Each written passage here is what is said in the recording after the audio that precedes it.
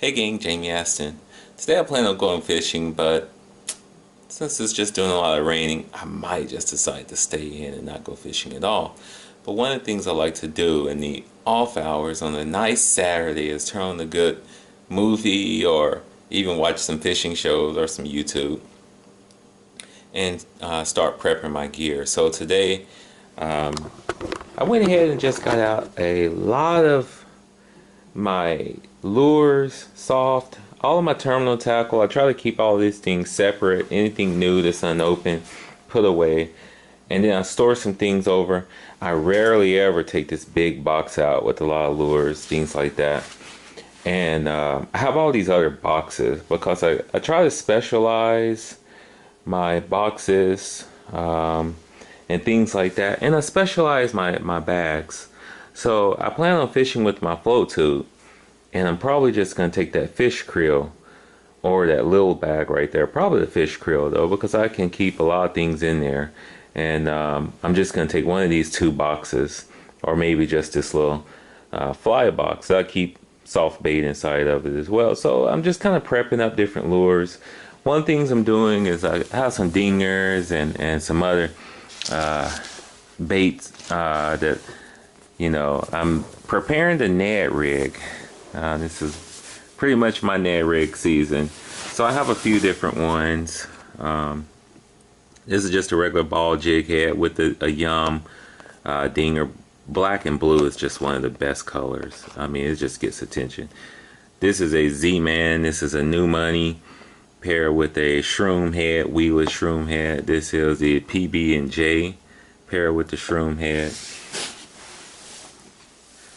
Since I like to swap lures out a lot, I have this Texas rigged, and you see I just have a snap swivel on the end of it, but I can still swap the lure out. We have a Texas rigged Z-Man California crawl, and I just have a regular worm hook. I have a little bead on there, so whenever that weight hits that bead, it will make a little snap sound. So as this thing is falling, this bullet weight is going to go down first, and so it's going to make this thing trail down. Once it trails down to the bottom, it's not going to make any noise until I move it. When I move it, we're going to get that to snap. And so those little sole movements, snap, and then just let it pause, and then it might even relax a little bit and pull back. When the fish pulls on it, they're just not going to feel that weight entirely. We got about 1.5 inches of play, so they can just pull that bait back and hit it. And so we're working with that. We also have a full, another Texas rig little dinger right here, and it's just full, so I didn't cut it at all. And some of these have rowels in them already. I like to insert rowels into a lot of my soft baits. Like these crawfish, I'll have rowel inside of these, so they can make their own noises and things like that. These are a lot of lures I've been using lately, or I was over the summer and things like that. So that's another thing, is that I like to take lures and whatever I'm using for the season, I'll go ahead and prep up into my small box. I try not to take too much with me anymore.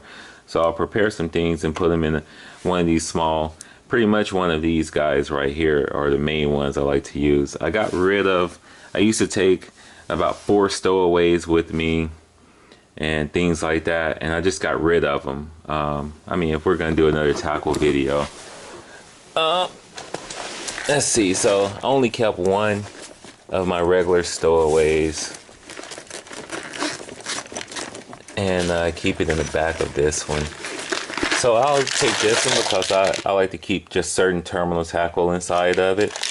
But that's my main kayak bag. So when I'm in the kayak, I will take that, and I might take more of these lures right here. I'll take all of these little boxes and things like that. Or if I'm not in the kayak, then I might take the small bag, but that's my bike bag or my travel bag. I like to take that one back with me to Arkansas, or wherever I go fishing. I'll take that, one of these or 2 or what have you.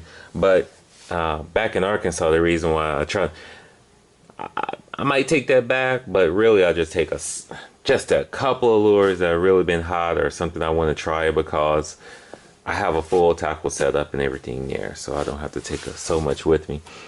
One of the things when I'm fishing with these smaller bags, see, like I said, this bag has a full terminal tackle like that. When I'm fishing with this blue one, I have a smaller case for terminal tackle. When I'm fishing with this fish creel, I keep terminal tackle into this little Trader Joe's tin. And it's all mixed up. Just some things I'm going to be using right then and there. Some of the bullet weights, some snaps, some hooks, jig heads, rattles, bobber stops, and things like that. And one of the things I'll do with this one is usually almost always with me, because I keep this a lot of times in my fishing vest. So yeah, since it's the winter time, it gets dark, I always keep a light in my bag. These are really good when I'm float tube fishing. One of the things is your gear is gonna get wet. Anytime I get a new package in the mail, I look for the desiccant little packets. And I like to keep the smaller ones, I will even keep inside of the tackle box. Like these lures right here, these top wire soft baits. Yep, there's a desiccant package right inside of here. So things like that, I like to keep.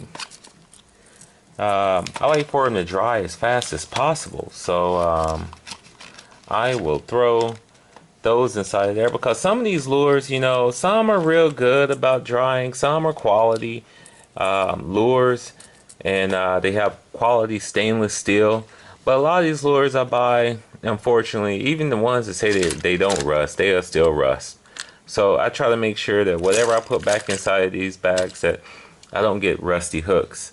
You know, so I will try to dry them out. And that was one of the main reasons why I bought this guy, is because if I use a lure, a lot of times what I'll do is I just throw it into this one, and when I get back to the vehicle or get home, I'll just leave it open so everything can really dry out.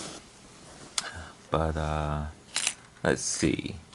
One of the things you have to be careful of with Z-Man lures is you can't keep Z-Man lures with other plastics. So what I'll end up doing is like I did right here. I just threw this Z-Man.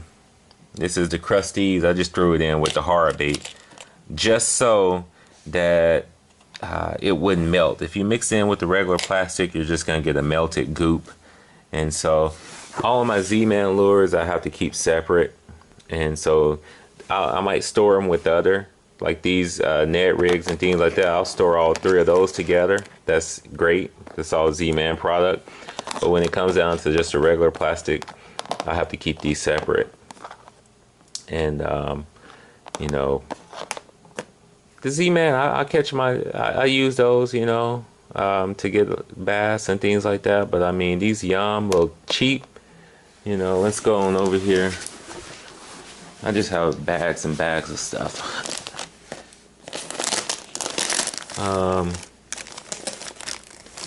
I like to use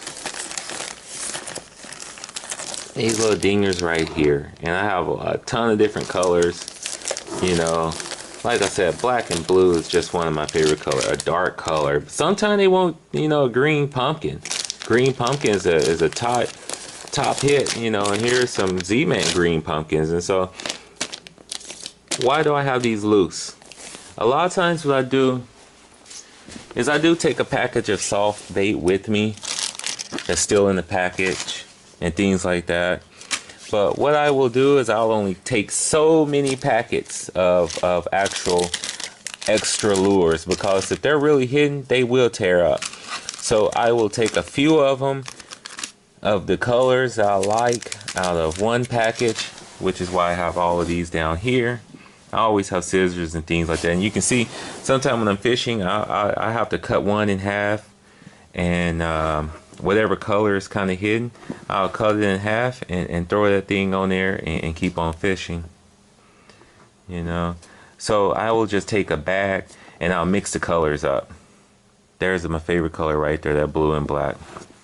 I went to the store and I couldn't find any more today. I found a blue, black, and red, or a black with red and blue flake, and that's what this is. This is a black and blue flake. That's the best color outside of just a plain green pumpkin, which is, here's a green pumpkin and here's a Z-Man green pumpkin, you know. So the extra Z-Man I'm gonna have with me is just pretty much one of each color: PB&J, orange, green pumpkin, a green pumpkin, and a new money. I'm gonna have those extra. Then these extras down here, you know, we have a green pumpkin with the fluorescent tail. That's hit.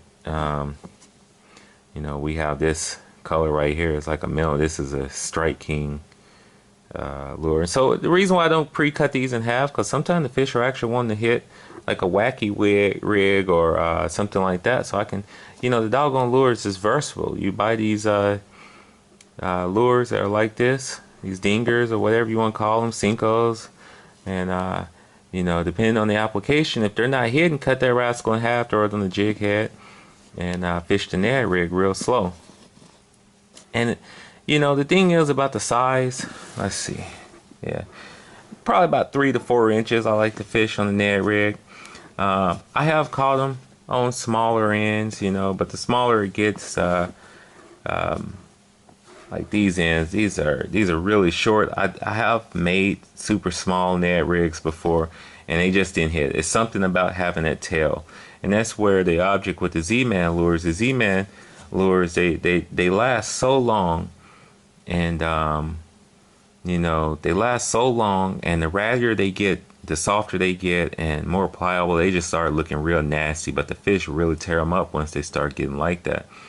These other ones, they have a nice little spring back on them already. I mean, I think that's probably one of the key things using regular plastic and having it a little bit longer, because as it falls, that tail is just really curled up, and it's just, if it's stuck on the bottom, it might be looking like that, and as it moves, that tail is just kind of wiggling. Man, you know, that's awesome, but they don't last long. You know, you're only going to catch so many fish before that lure is tore up. And so with these especially, I have to super glue them. And I use different type of glues. I'll use a, not just this brand, but I'll use a gel super glue when I want to make sure that these plastics, regular plastic, fit on that jig head. And I'll put just a little glue. What I'll do is I'll put a little glue on the hook part, and just a little bit right there, so when I push the lure on, it's going to have glue inside the lure, and it's going to have something to keep it on the jig head. So it really lasts a long time doing it that way. Then there are times I will use this type of gel glue. Now what this type will do is it makes a nice pliable little gel. Shoot, you could fix your lure and even extend and make a tail out of this. It's really nice and jelly, the finish end of it. So I like to, like, here's a piece, and so it has this little ball on the end of it because that's actually glue. And sometimes what I do is I will put a dab of glue on one of these lures and then drop it in salt and things like that. So that way now it's even more buoyant, because now it just has this salt that's going to keep it up at the end of it. And that's another thing with the Z-Man lures. They're really impregnated with the with the salt. And so at the rattier they get, still, they're just still releasing flavor. So if you use attractants, those Z-Man lures, they will just soak up that attractant and really release it slower, a lot slower than a lot of these other lures. A lot of these other lures, the attractant just goes on it and then it just rubs off. With the Z-Man lures, they will actually soak up like a sponge, that attractant. So, you know, another thing, just since we're talking, my spinner baits. You know, spinner baits and things like that can be a tough thing to carry if you have just bags and you're not using like a dedicated spinner bait box and you want to take a lot of them. So what I use are corks. I use wine corks. So we'll put it on here so you can see. Take a wine cork and you just stab the back of that spinner bait in there. You're good to go.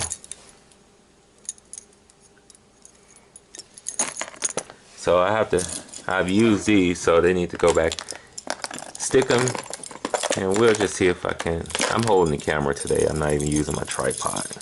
So let's say we got this black and blue spinnerbait right here.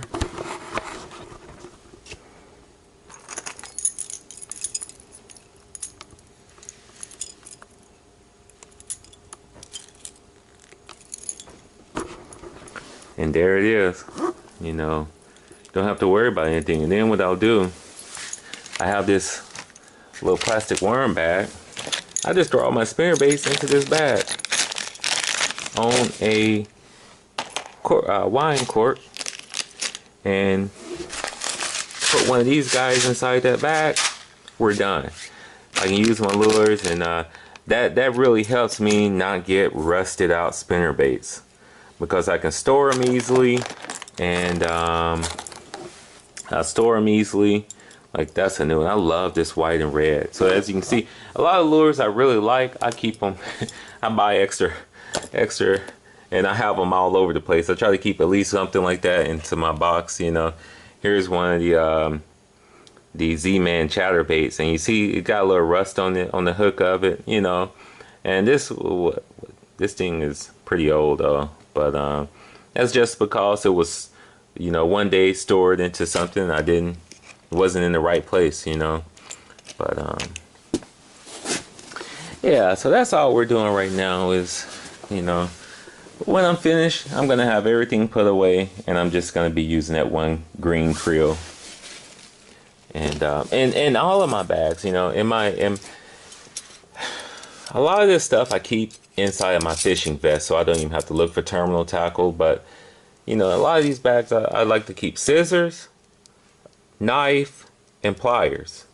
And when I'm on a float tube, I like to make sure that my scissors, my forceps, my pliers, you know, they're snapped onto me, because you all would not believe how many knives, how many forceps, tools I lose over the side, especially when I'm float tubing. And it's not, I don't drop anything ever when I'm fishing. I lose all of my gear when I'm getting out of the water, because there's something I forgot to put back where it belongs or snap back together, and I just stand up as I'm getting out, and boom, everything drops out. You know, just recently it did that with my fishing pole. I had to fish it out. Thankfully it was in shallow water, but you know, in the end, that's gonna be just a dedicated trout box, even though I rarely ever go fishing just for trout. This is gonna be just a plain catfish box, and I don't even go for catfish just by themselves all the time. I mean, a lot of times I'm always fishing for bass and then panfish, and so anything else I get is just because, hey, you know, the opportunity presented itself. So I'll always take a little trout or a little catfish, something in all of these little bags with me. But if I ever just got the mood to say, hey, I'm gonna actually just go and fish for trout, then I'll take that junk. And if I ever said I'm gonna go fish for catfish, which I did over the summer, only thing I don't keep in here are the catfish stink baits. I keep those, well, since we're talking, I mean, as you can see, this stuff just consumes. This stuff consumes me sometimes. These are just some of the rods that I've been using lately, and I mean, it's just taking up space in the corner over here. But I'll keep the catfish bait. I keep it, you know, in two little cooler bags. I have one little cooler bag, and then I have it all inside of there. And you know, there's some sudden impact right there. But I have a ton of stink bait and stuff. And I keep it double bagged a lot of times. And as you can see, my rod bag, I mean, this has probably been one of the best investments, this rod. This Browning rod bag. And I keep not only spinning rods in here of various, I mean, shoot, I got a 40 size rod in here. I have a 35. These are 30s, two 30s. I have these 10 size, and then 20, and I also have a fly rod in here. I've been keeping a fly rod. So, I mean, 1, 2, 3, 4, 5, 6, 7. I've been keeping 7 rods in this bag. And like I said, you got big 40 size, 35 size, 2 30s, 3 30s actually, and a 10, you know, and a fly rod and reel. And You know, that goes 9 feet, but I have it just, it's a 4-piece fly rod, but I have it collapsed down, just 2 pieces, but everything fits inside of there. You know, throw a sock on there, you're done. So, but I guess let's just go ahead and step outside. I mean, we're talking, we're having a good time, right?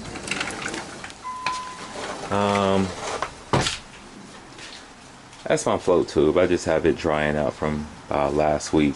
And it's dry, it's ready to go, but that's the float tube bag. You know, and a lot of the stuff I just haven't put away yet. I gotta put all that stuff away. Let's see, have we got any new fishing rods and reels and stuff? Let's see, no. Well, we haven't. You know, there was one that I retired, but I had to bring it back out. These are new, but I don't use those much. They were actually my travel rods, and I mean travel reels. And whenever I travel with those, I take these collapsible travel rods. I miss fish on these; they're just too soft, but you know they're decent. Yeah, you know, just other fishing gear, and then I still have my saltwater box. It says lures and stuff, which I use this year. Here's a project. You always see a video with that in it.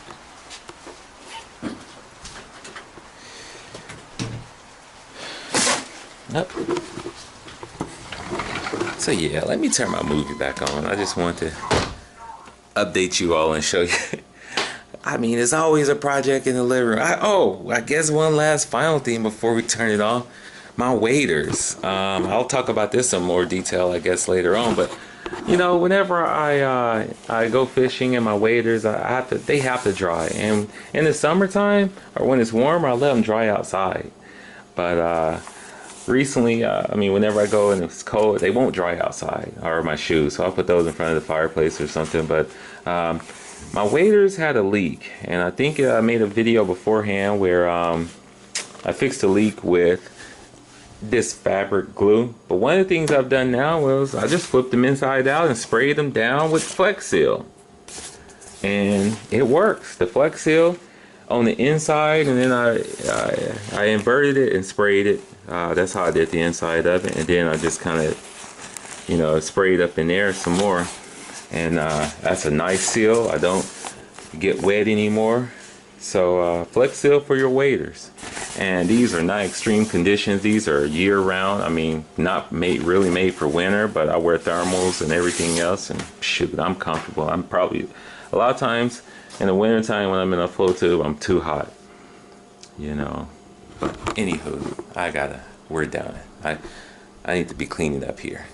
Thank you all for watching. You have any comments, questions, please let me know. I need to clean up my house. I know. Fishing just consumes you some time, and you don't clean up. So you all take care. Jimmy.